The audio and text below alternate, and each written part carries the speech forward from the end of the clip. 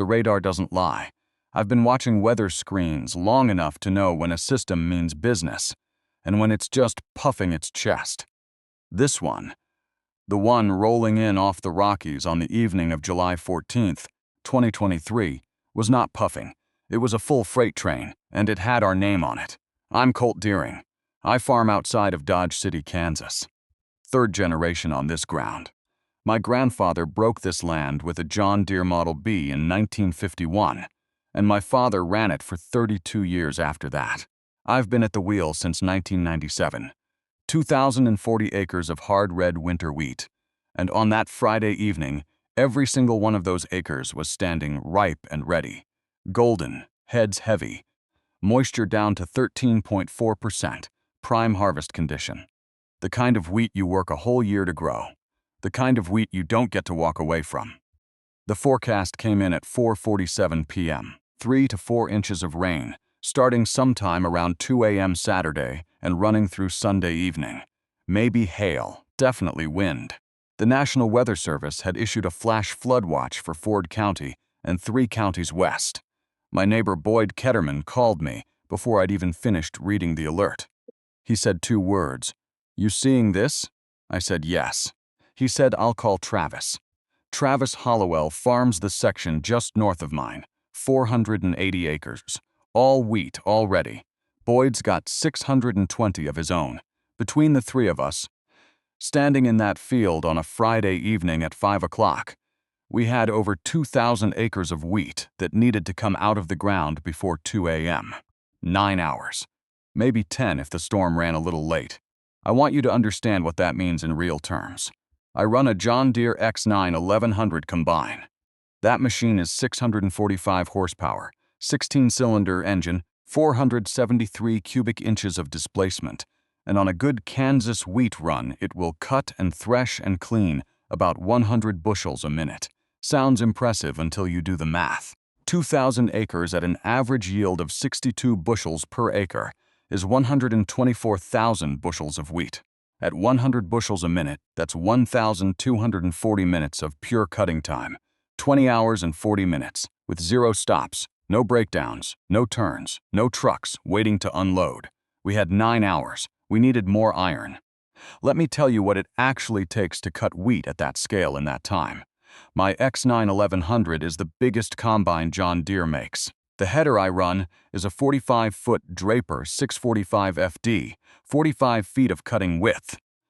Floating on the ground contour, pulling wheat into the feeder house at a rate that would have looked like science fiction to my grandfather. The grain tank holds 400 bushels. When it's full and you've got a cart driver who knows his job, you unload on the go in under 3 minutes.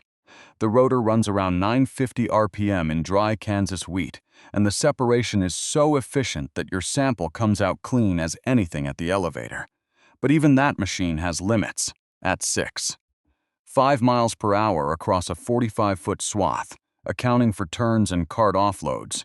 You're cutting maybe 28 to 30 acres per hour in real-world conditions. The honest number, not the brochure number. Boyd already knew it. That's why he was calling Travis before he hung up with me.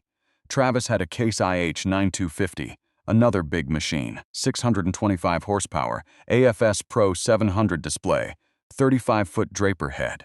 And Travis's brother-in-law Ray had a slightly older John Deere S780, 473 horsepower, not as fast but solid and dependable. 3 combines, still not enough. I called my cousin Darren, who farms over near Spearville. He had a Gleaner S98 and a son who could drive it. I called Mike Siebers from the co-op, who I knew had a second machine sitting in his shed. He answered on the second ring. I told him the situation in about 45 seconds. He said, "I'll have it running by the time you get here." By 6:30 p.m., we had 7 combines staged at the north end of my home quarter. 7 machines, 7 operators, most of them guys I've known my whole life, standing in the dust at the edge of a wheat field in the long evening light, with the sky already showing that greenish tinge to the southwest that means the atmosphere is loading up. Nobody talked much. You don't need a lot of words when everyone already understands what's at stake. If you've ever watched a harvest crew go to work when the clock is real, not deadline real, not paperwork real, but weather real, loss real, year of your life real, subscribe right now. Because what happened over the next 11 hours on these Kansas fields is something I will never forget as long as I farm this ground. Let me go back 14 years first. Because the reason this night hit me so hard wasn't just the wheat. It was 2009. In 2009, I had one combine, a John Deere 97 and 70 STS, about 370 horsepower, decent machine for its time. I was running it solo, just me and my hired man Carl, and we were about 600 acres into a 400-acre harvest when the storm came. Different storm, same calendar, almost the same week in July. That one I didn't see coming fast enough. I was watching the local forecast, not the radar loop. By the time I understood what was about to happen, we had maybe 4 hours and 800 acres standing. I called Boyd. He came. We ran both machines until the rain started, and we got out about 400 of those 800 acres before the water came down. The other 400 acres I lost. Not completely. Wheat doesn't dissolve in rain, but when hard red winter wheat gets rained on at full maturity, it starts to sprout. The test weight drops. The protein falls. What was a $6.40 a bushel crop when it was standing becomes a $4. 10 feed wheat at best, if the elevator will even take it. On 400 acres at 58 bushels per acre, that's 23,200 bushels of wheat. The difference between $6.40 and $4 is $2.30 a bushel. That's $53,360 that did not go into my operating account that fall. I paid the note. I covered the inputs. But that winter was tight. In a way, winters shouldn't be tight when you've just harvested a crop. I remember sitting at the kitchen table in November going over the numbers 3 times because I kept thinking I'd made an arithmetic mistake. I hadn't. I drove to Liberal to deliver that feed wheat on a cold Tuesday in October, watching it auger into the pit at $4.10, and I walked back to my truck before they finished the load, because I didn't want anyone to see my face. 23,000 bushels I'd planted and sprayed and watched for 9 months, going into a feed bin for pennies, because I'd been watching the wrong forecast on the wrong screen. My wife Sherry didn't say anything, but I could see it in how she handled the checkbook those months. Careful, quiet, like she was rationing something.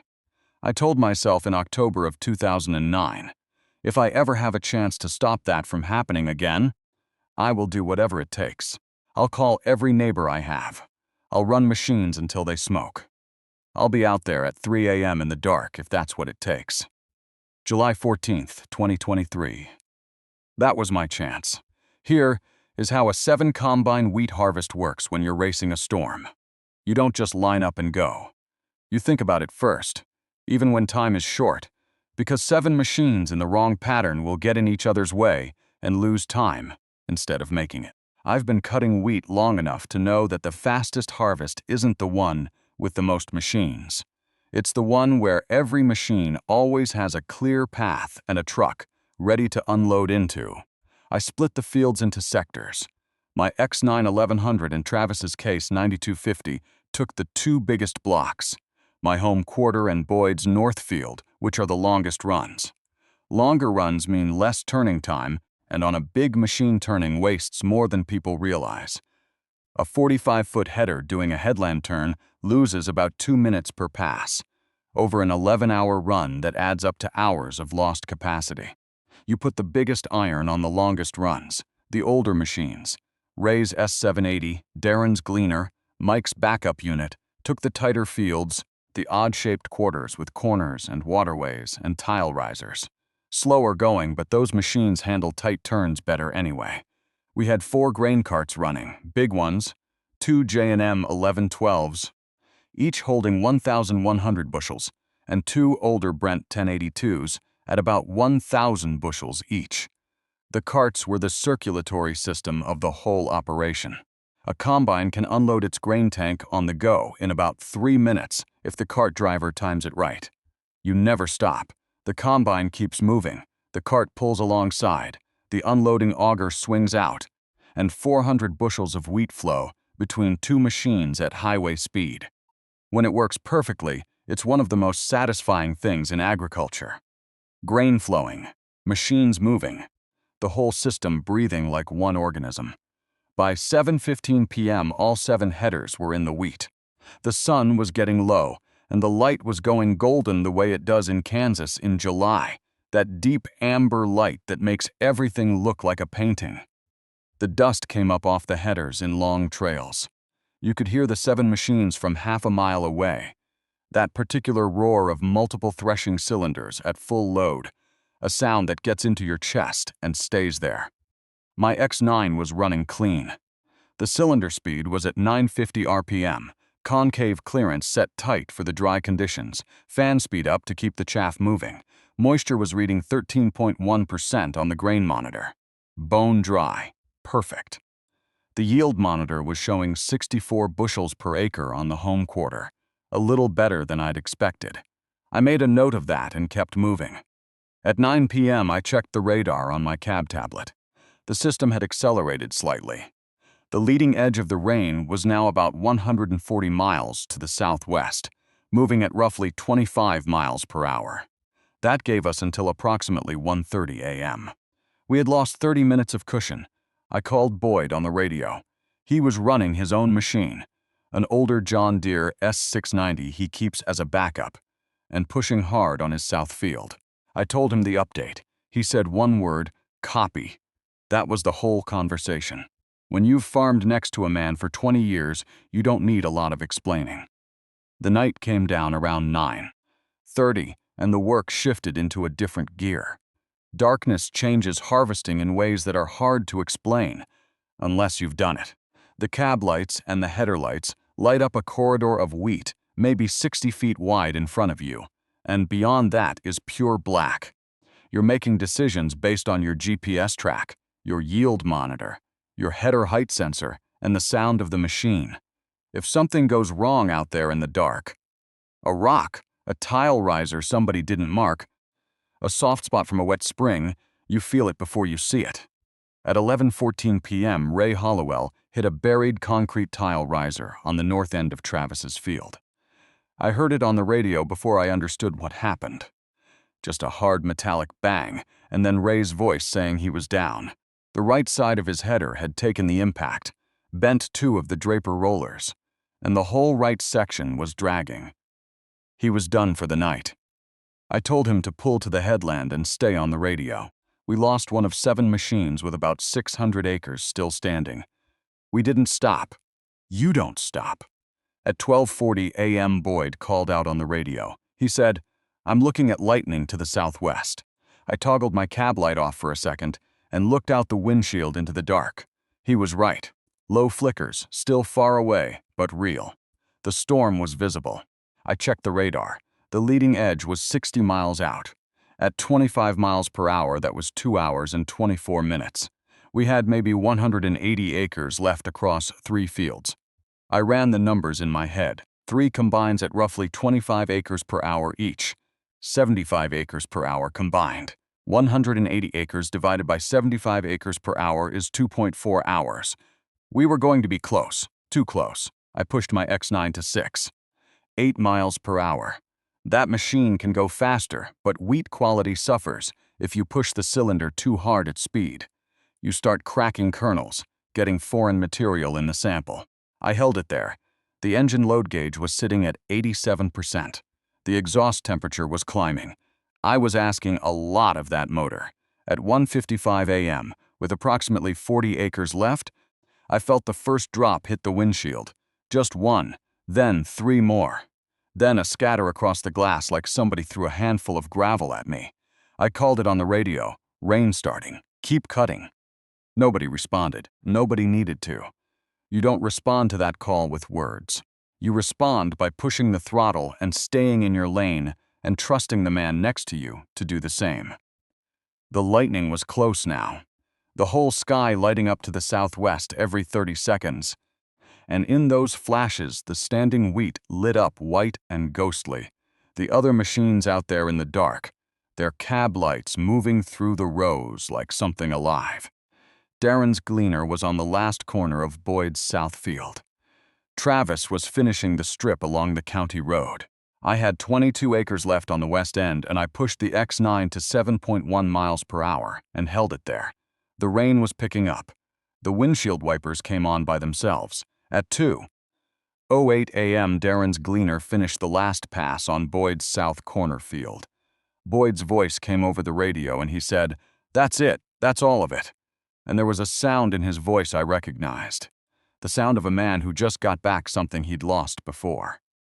We sat in our machines in the rain for a few minutes. It was coming steady now, drumming on the cab roof. The lightning was close enough to count seconds. I pulled up the yield data on my monitor. 2,040 acres. Average yield, 63.4 bushels per acre. Total production, 129,336 bushels. At the elevator price that morning of $6.55 per bushel, that was $847,151 ton of wheat, harvested and in the bins, before the rain touched a single kernel. I sat in that cab in the dark with the rain coming down and the yield map glowing on my screen. All those green and yellow polygons showing me everything we'd done in 11 hours. And I thought about 2009, about that winter, about Sherry with the checkbook, about 400 acres of sprouted wheat I had to haul to a feed mill in Liberal for 4 cents a bushel. I picked up the radio. I said, "Good work, everybody. Go home and get some sleep." Boyd came back. "Colt, same time next year." I laughed. First time I'd laughed in about 14 hours. The rain was still going when I drove the X9 back to the yard and shut her down. I sat in the dark cab for a minute after the engine stopped, listening to the rain on the roof, and I was grateful in a way that's hard to put into words. Grateful for the machines. Grateful for the neighbors. Grateful for every one of those 129,336 bushels that made it into the bin dry. Farming isn't about owning the best equipment. It's about being ready. It's about the phone calls you make at 5 p.m. on a Friday when the radar goes red. It's about 7 guys who show up with iron and don't ask what's in it for them. That's what this ground has always asked of the people on it. Show up. Run the machines. Don't quit until the last acre is in. Everything else is just weather. If this one hits something in you, subscribe. Leave a comment. Tell me where you're farming or where you grew up watching someone refuse to quit. I read everyone. See you in the field.